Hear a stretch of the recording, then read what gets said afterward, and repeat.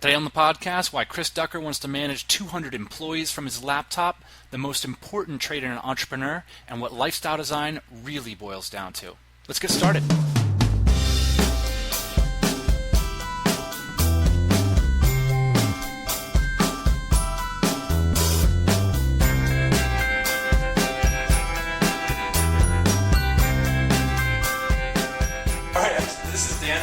Tropical MBA and Lifestyle Business Podcast. I'm super excited. Chris and I have just been jabbing for hours now about business, but we need beers. A lot of people, when they read the 4-Hour Work Week, they start thinking about putting up a landing page and putting up an ebook and pajamas, right, and a dog and the golf and everything.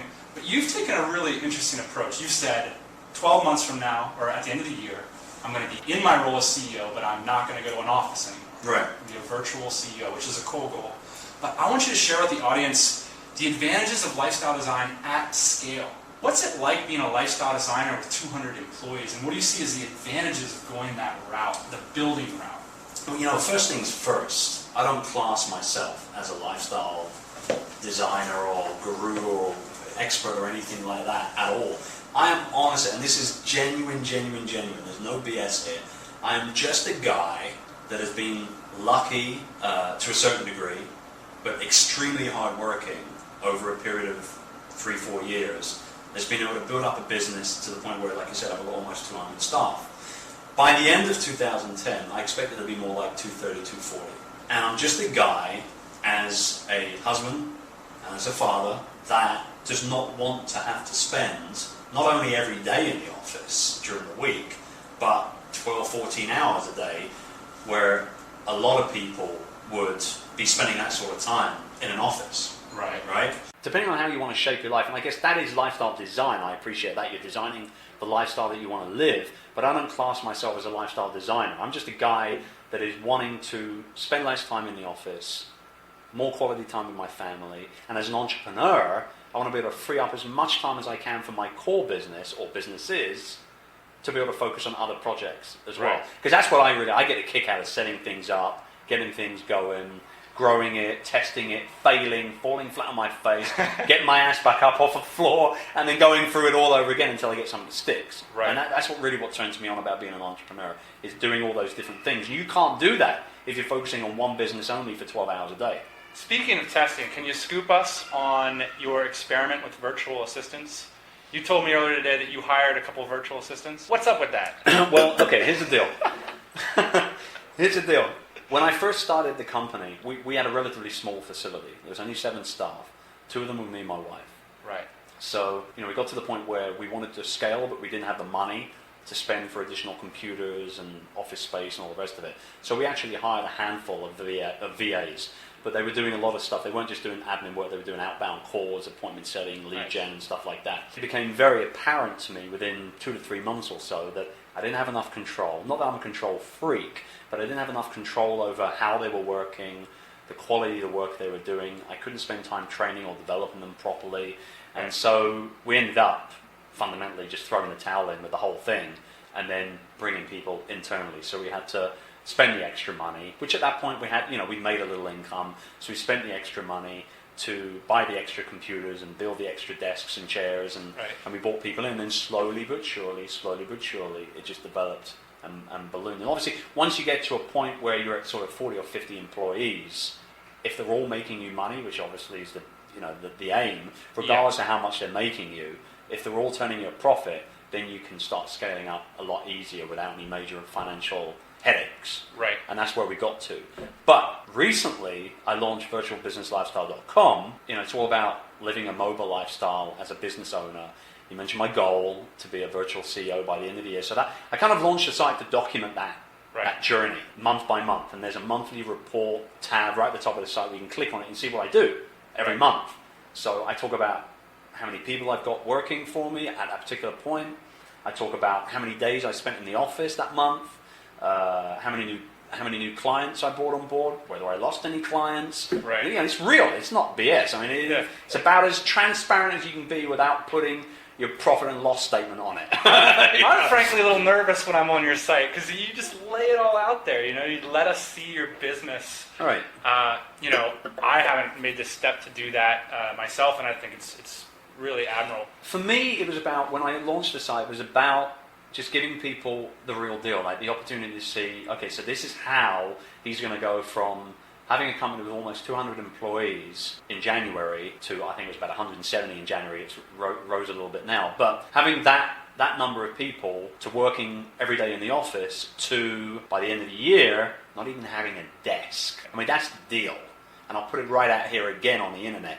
I don't want a desk. Is that a marketing thing? No, it's true, man. It's full on. What are you going to do? How are you, okay, for my lifestyle designers, how are you going to fill the void? You know, when you're sitting in your you know, you play with the kids for a couple hours, you get bored of them, you're sitting on the couch with your laptop. I can't get bored of my kids. Look at this guy. He's obviously not a married man or a father, right? But no, I know what you're saying. But I mean, it goes back to what I was saying before. It's about being able to create more time to do more things and try more things out. Because of the Virtual Business Lifestyle blog, I started to get a lot of emails, and the comments are actually starting to rise quite nicely now as well. It's only been online since the middle of January this year, right? So it's still a baby blog, but we're doing okay. The traffic's building up, and there's definitely readership there. People want to know about this stuff. That's obvious. Yeah. But the fact of the matter is that I've been getting a lot of inquiries about VAs, about virtual assistants, more than anything else. People are like, how do you work with them? How do you train them? How do you find them? Finding them is tough. This sort of stuff, right? So what I did... Airplanes, by the way, is the best answer. Come on over, yeah. I mean, that's one way of doing it, I guess, right? Yeah, who would have thought, right? Hopping on an airplane may help you do that. But, you know, the other thing is, because of that, and because I hadn't worked with a virtual assistant for a long, long time, because all my staff were internal, they're right there in my building with me, I hired 2 virtual assistants last week. Don't ask me what I'm going to do with them. I honestly have... I've got no idea what I'm going to do, seriously. I hired these staff. Even my wife said to me, what the hell are you hiring virtual assistants for? We've got hundreds of people downstairs. What are you doing hiring VAs for? And I said, you know what? I want to test the whole thing out. You know, people are asking me, and I haven't worked with a VA for so long, so I hired a couple. Now I've got it physically, I'm not joking. I just hired them Thursday last week. It's now Saturday. Right. So we're only talking like a couple of days into it. And I have no idea what they're going to do. I haven't even thought about it yet. I just found them. I interviewed, to get those 2 people, I interviewed about 16 over Skype. Yeah, about 16. You're using a corporate account at JobStreet to pull these people in? I think it was a combination of MyNemo. Yeah, MyNemo. That's a job board for Cebu, for the Cebu market. Got it. And then that's a hot tip. mynemo.com. You should check it out. If you particularly want VAs that are based in Cebu, and Cebuanos are known for speaking slightly more of an Americanized accent. So if the voice-related part of your work with your VA is important, then look at Cebu. So you can check it out, mynemo.com. Very cool. We'll link it down there. If you have any ideas as to what my VAs can do, let me know. And you guys as well. Lifestyle question. I often reflect on why I'm drawn to Asia and why I want to be here more than I want to be in a place like California, which is beautiful and it's a really nice place. It is, you're right. But there's something about being here in Asia, and you've been here for a long time. Can you share with people, like, what's your life like in the Philippines? What is the appeal for you to being here? You know, what do you think the benefits you see from having set your whole life, you know, revolving your life around this country and this area of the world? Well, I think, you know, when I first came here, it was for work. So I came here originally for the experience of not working in the UK. And I'd also done consultancy work like in Hong Kong and in the US, for instance. I spent a bit of time in San Francisco, Miami as well. So I'd done a little bit of traveling, work-related, but I was kind of bored with the idea of kind of wanting to have a base in London forever kind of thing. So, you know, the opportunity came along, I snapped it. But then once I got here, I just fell in love with the country. Right. I mean, just plain and simple. I'm very well traveled. The only place I haven't really traveled to is Africa, and I don't really have any major, you know, interest in going to Africa, to be very frank. Yeah. So, you know, the Philippines, what did it for me about the Philippines was the people. Interesting. That was what did it for me. They're very, you know, the hospitable nature. I've actually, and I'm not lying now. The rest of the time I've been lying. But I'm not bullshitting here. But honestly speaking, I have been around the Philippines. I've traveled quite extensively in the Philippines, right the way up to the northern part of the country. We're talking 10 hours in a van up to the north, right? Where they have the Banawi rice terraces and all this sort of stuff. And I have been to people's houses that I have never met before in my life, and they have given me their bed for the night and slept on the floor. What is there not to fall in love with about people like that? Fascinating. You know what I'm saying? Absolutely. I mean, like, to the point of literally giving you their bed. They've met you literally just hours before. Right. Never met you or heard of you or seen you or known of you ever before, yet they're giving you their bed to sleep in because you're the guest in their home. And they sleep on the floor. One final question. There's almost everybody reading this blog or listening to this podcast, they're looking to make changes. They're looking to take it to the next level in their lives, in their business. Mm-hmm. You're a guy who's done that a bunch of times over. Right. And, you know, you're a guy that a lot of us can look up to in terms of your business progress. You know, so people can have a moment of self-reflection. What is it that you see in people that are able to make those changes, that are able to make those leaps, that can pull in the revenue, that can build the businesses? What do people need to, you know, look at themselves and see if they've got that stock? What is it to you? I don't know whether you can actually look at yourself and see whether you can do it or not. I think it's a lot deeper than that. And I think really the only word that really describes it is passion. I think if you've got the passion within you to be able to get up off your ass and do something different and not follow the 9-to-5 grind and not have someone that you call boss. You know, I mean, I hated working for other people. I've always hated working for other people. It doesn't mean I did not respect my bosses. I always respected my bosses. Some a little more than others, but I always respected them. And just like I've always respected my co-workers. But there was always something inside of me that says, man, screw this. You know, why the hell am I busting my balls here to make someone else loads of money? Why can't I do it for myself? Right. And that was really, I think that wake-up call hit me in my late 20s. And I'm now broaching my late 30s.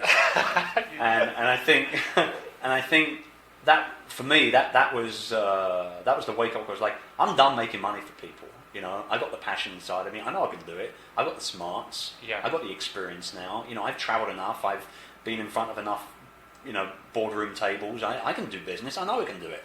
So screw it, I'm going to do it for myself. And I think it's not something that you can look at yourself and physically look in the mirror and say, you know, can I do this? Do I have it? I think you know it already. You don't have to ask yourself that question. So it's the passion and the proactiveness and the productivity. And I think really more than anything, and this is, you know, I just did a guest post for another blog actually where we talked about the highs and lows of being an entrepreneur. Like when you're doing well, and the money's coming in, and you can see things clicking, and everything's great, you're on such a high, you feel so damn good, but then when something happens and that turns into a low, man, you get depressed. I mean, you really do. It's just, you know, they say that entrepreneurs are manic depressants. I mean, 6 days a week, I feel like I'm on top of the world, and there's always that seventh day.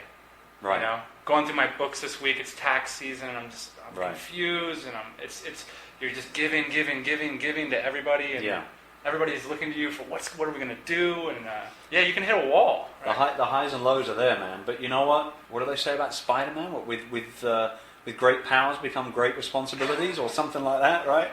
So not that I'm going to confuse myself with Spider-Man at any point, but the bottom line is that if you want to build that lifestyle for yourself where you don't have a boss and you are your own boss and you can do what you want to do when you want to do it, it ain't going to happen overnight, and it sure as hell ain't going to happen with the right support around you. So you have to rely on other people to a certain degree as well.